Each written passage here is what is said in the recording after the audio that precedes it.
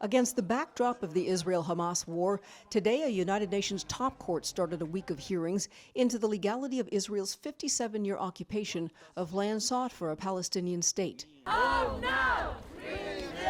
Protests happening outside as the proceedings take place at the International Court of Justice in The Hague, Netherlands. This is an historic and unprecedented hearing that will take place over the next 6 days. John Allen was Canada's ambassador to Israel from 2006 to 2010. He's watching the case closely. These are issues, some of them at least, that have never been dealt with before. Palestinian representatives are expected to argue that the Israeli occupation of the Gaza has violated key tenets of international law, including imposing a system of racial discrimination and apartheid. The apartheid issue has been dealt with, but not the question of settlements and this occupation. Israel is not scheduled to speak, but could submit a written statement. Political science professor Oral Brown is also monitoring the proceedings, although he does not think much will come of it. This is a court that has no enforcement powers.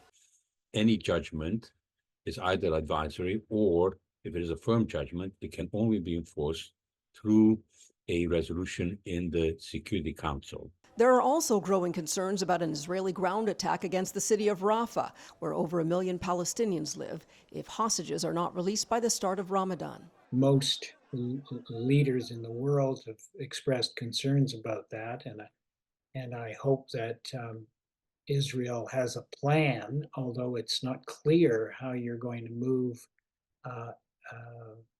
1.2 or 1.3 million people out of Rafah and where you're going to send them.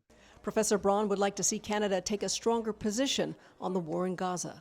Under pressure, the Trudeau government has tried to walk both sides of the street. A court ruling is not expected for several months. While world leaders are trying to find a solution, thousands of people are dying in that region. Today, a group of experts appointed by the United Nations Human Rights Council said alleged rights violations against Palestinian women and girls in the Gaza Strip and the West Bank must be investigated. Laverne McGee, CHCH News.